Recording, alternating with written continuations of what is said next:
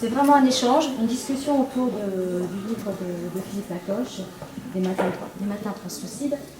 J'ai longtemps travaillé comme journaliste sur la résistance, non pas ici, mais quand j'étais à Abbeville, il y avait des réseaux assez importants, il y avait des mouvements, il y avait un petit maquis qui était dans la forêt de la Brelle, la vallée de la Brelle, la forêt 2, etc.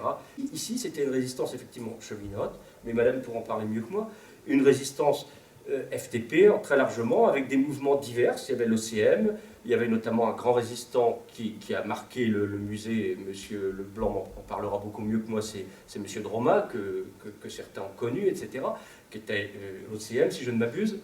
Alors, c'est difficile, parce qu'il y a plein de petites choses. La résistance, c'est plein de petites histoires. Beaucoup de petites histoires. Et que la résistance, c'est pas borné aux 3 mois et aux quelques mois et aux quelques semaines qui ont suivi le débarquement allié. La résistance, c'est 1940 jusqu'à septembre 1944. Ici à Sur-Ternier, lorsqu'ils forment suivant les lieux où va se former la résistance, il y aura peut-être plus une appartenance à un mouvement ou à une famille politique qu'à un autre.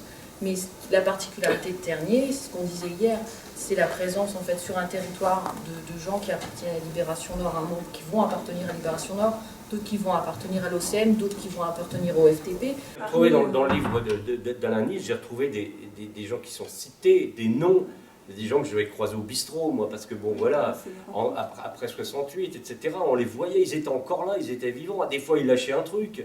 Tous ces gens, ces ombres en quelque sorte, moi le romancier que je suis, tout ça, ça m'a... Voilà, ça remonte au bout d'un moment, vous voyez, ça remonte. Mais comme je disais, un de mes amis qui avait été aussi résistant, Oui. je lui avais demandé aussi, comme à M. Leblanc, d'écrire un peu ses mémoires. Il s'y était toujours refusé. Je dis, mais comment? J'ai dit, c'est intéressant quand même. Il m'avait dit, non, on a fait dérailler des trains, on a tué des gens.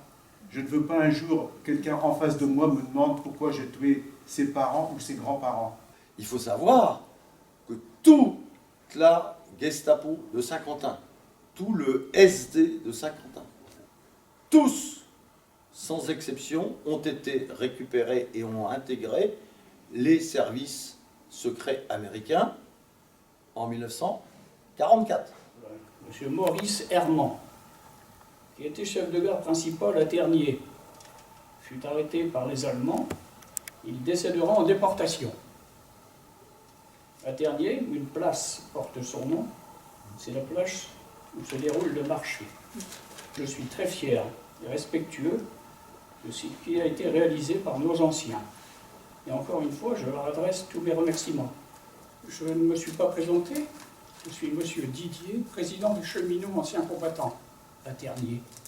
Le fameux attentat, soi-disant monté par le groupe Gautier contre Hitler à Margival. Enfin, il faut être sérieux. Il faut être sérieux.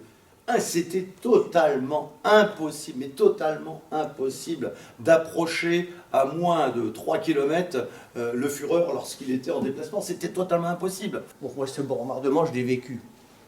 Et je vous assure que pendant 40 minutes, même pas un peu plus, je crois, 49 minutes, ça semble une nuit complète. 700 avions, 6000 bombes, ça semble long, très long. Le but, c'était effectivement, ce livre, modestement, il évoque un peu ça, mais comme un romancier a pu le faire, c'est en quelque sorte un déclencheur. Moi, ce que je voulais, c'est qu'on puisse un peu échanger là-dessus, et si ça peut effectivement conduire des gens à encore ce qui peut être témoigné, ce qui peut être apporté dans la mémoire collective, c'est merveilleux. Justement, ce sont tous ces destins de 100 grades, si on peut dire. Et comme il expliquait très bien tout à l'heure, très souvent, ces gens n'étaient pas des cueilleurs de médailles, si on peut dire. Ils n'ont pas, voilà, c'était pas leur, voilà, ils s'en foutaient complètement. Ils sont restés, après ils ont pris le boulot, etc. Et puis on peut se retrouver, si vous voulez, on va être quelques instants, mon frère et moi, et Alain, puisqu'il a des bouquins, pour vous signer ce que ça intéresse, ou continuer cette conversation peut-être là, dans la petite salle à côté. Merci beaucoup. Merci. D'accord. Attendez, c'est un